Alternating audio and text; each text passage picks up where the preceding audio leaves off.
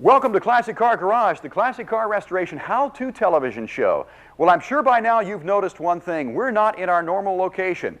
That's because it's time for the body and paint work on our project car. So we've come here to Anaheim, California, to what I think is one of the leading people in this business, Tom Horvath of Tom's Custom Auto Body, and Tom has graciously agreed to take on our Project Mustang. Tom, how you doing today? Great. Great. Well, our little Mustang here shouldn't be too much of a challenge for you. It's one of the simplest cars I think ever built. So I'll tell you what, let's take a walk around. I'm going to show you what's wrong with the car, and you tell me how we're going to fix it. Great. Okay, Tom, here is the section of the car that I think bothers me the most, and that's this big dent right here, where it looks like somebody's pulled it out with an old-fashioned body tool. How are we going to go ahead and take care of this problem? The first step is to take a tool like this one. This is a tool that we'll be using on this, and reach in through the window area and pry this area up. Right, this looks like a pick, and that's exactly what this is called, That's exactly right? what it is. It's an old-fashioned pick tool.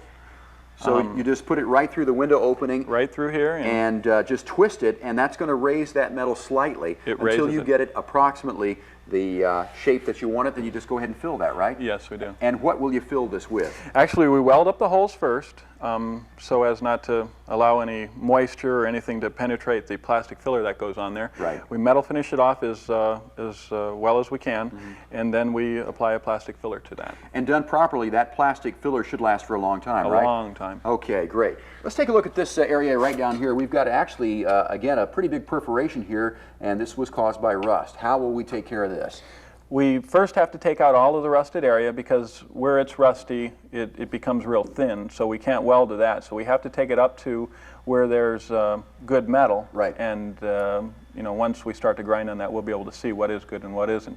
And then we prepare that area and then MIG weld a patch in there. Okay, so this is going to get a patch panel. You won't be able to tell it, right? Not at all. Okay, let me show you the fender over here. This is the driver's side front fender, and as you can see, the same story is over here. Been pulled out. Same technique for this one? A little different. We don't have to use a pick tool on this area. Basic hammer and dolly will work just fine here. And we hand form this as far as we can, and then weld up the holes and apply plastic filler. Okay, and once again, hammer and dolly work is what we're going to use here. And I would advise anybody out there that if you're buying hammers and dollies, that you buy the best tools that you possibly can. We recommend that you use Snap-on tools. That is the tool of choice so far here on Classic Car Garage. And they do make some fine hammers and dollies, don't they? That's what we use here. Absolutely. And then over here, same story too. Just going to push this out a little bit to fill this in? Yes, there's a little crack right here, so we're going to have to weld up that little edge right there. And this takes a little skill, but anybody can pick that up, use a MIG welder or not. Okay, great. And MIG welder's a wire feed welder too, right? Yes, it is. Okay, I want to show you one final thing here, and that is this rust hole here where the water has run down. Going to go ahead and MIG weld this as well too? Yes. Right, and this doesn't need a lot of finish work because, of course, the trim molding is going to go over this. Yep, just a grinder. Okay. We'll be able to grind that corner up. Great, and then finally that brings us up to the body work here, or actually the prepping of the paint, right? And what's the process on this? We're going to use a dual action sander. The particular sander that we're using is a Dynabrade sander. Right. It's a palm. You hold it in your palm. It's a real nice little DA. Right. And you take it off all of the surface oxidation with this particular tool and prepare the metal for the spray polyester. Right, and it's a polyester spray, and that's the Evercoat polyester spray that we're using here today, right? Yes, it's called slick sand. Okay, and then finally we're going to finish this whole thing out by spraying color on this, and of course that's the Spies Hecker paint that we're using on our project car here, which is really a very top quality fine paint, right? Yes, that's the particular paint that we use here. Right, used in a lot of German cars, and of course it's the finest, I think one of the finest paints that you can get for a car like this. So we've got our work cut out for us here, Tom. I'm going to roll up my sleeves here and get ready to give you a hand with this project. All right, great. All right, so stay tuned. Tom and I are going to get to work next when Classic Car Garage continues.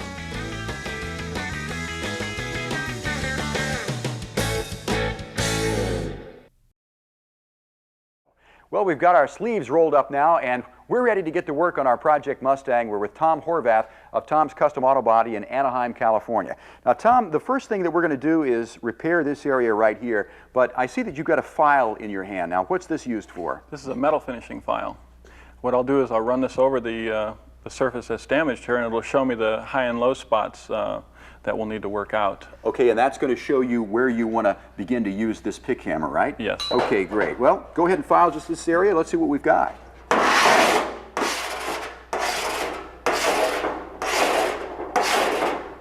There you go. As we can see right here, Tom, where it is really bright here, this is is this a high area? Yes, that's the high area. Okay, and all of this here is just regular metal then, right? Yes, and we'll have to bring all that metal up to so it's all nice and uniform. Okay, so what you're going to do is you're going to bring up this metal, or you're going to push this metal back to match this? Sometimes you have to, you've got to go both ways. Okay, but so just because that is high right now doesn't mean that that's where it's going to stay. Okay, so you know that where you need to concentrate a little bit here, right? Yes. Okay, great. So once you've done this, and you would do that to this area over here too, right? Yes. Uh-huh. Okay, let's go ahead and give this a couple of strokes there and see what we're up against.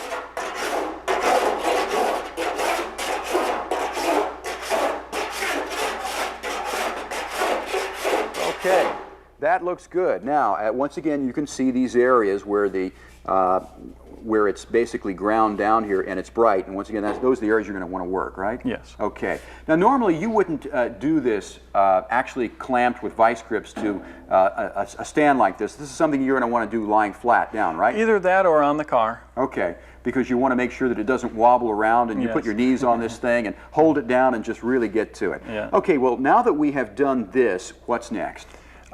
We take a dolly and back it up on the back side of this this fender, and a dolly is a solid piece of metal. Right, actually steel, for right? hammering, yes, a piece of steel for hammering against in order to smooth out all of the imperfections on the fender. Right, so this particular dolly is a specialized dolly. This is just a very common dolly, right? These are all common dollies. Okay, so what you want to do is slide that back up under there, right? Okay, so you hold that flat, and then you're going to want to take this hammer, actually a small pick hammer like that, and what's the next step here? Now we're going to push with the dolly to Right. the outside of the fender. Hold it tight there. Hold it real tight. Okay.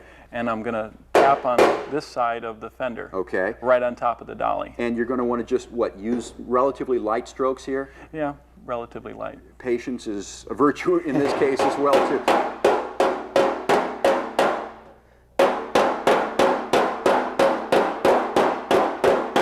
Okay, this is not as easy as it sounds, right?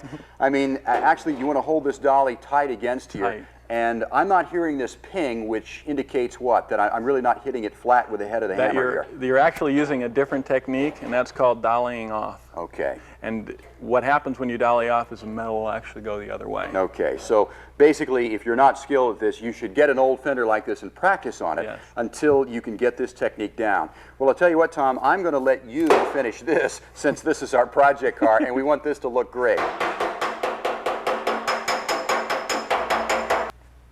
Well, Tom, this looks pretty good here. As you can see, we've brought the metal up here to the point where it's almost roughed into shape, and we're going to fill in the rest of this with the body filler that, done properly, will never come out, right? Yes. Okay, so the next step is going to be welding up these little holes here, and we're going to be using a MIG welder. Now, what is the advantage of MIG welding? The most important advantage probably is the heat reduction between, gas welding like that we used to do and the MIG welding that we do now.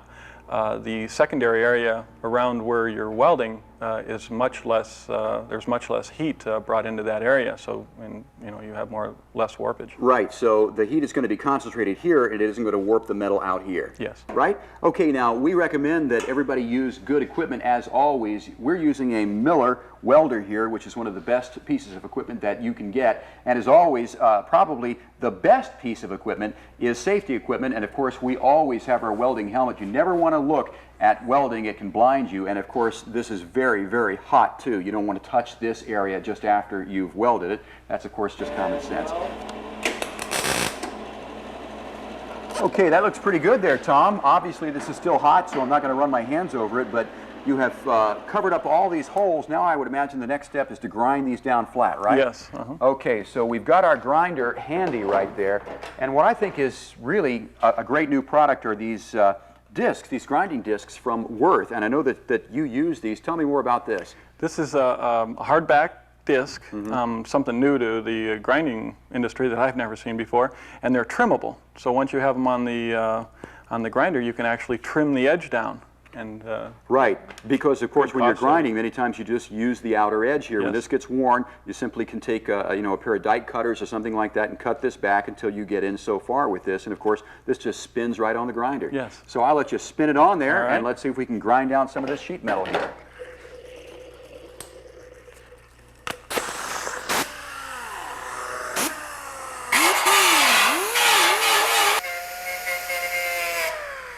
Okay, Tom, that's not too terribly bad for an amateur there, is oh, it? that's great. Yeah, so we'll go ahead and just grind those things down.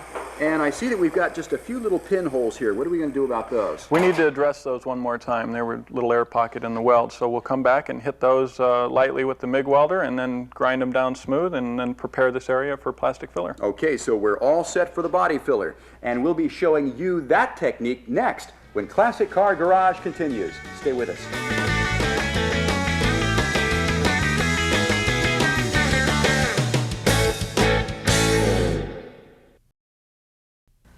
Welcome back to Classic Car Garage. Well, we've pounded out our fender here to remove that dent.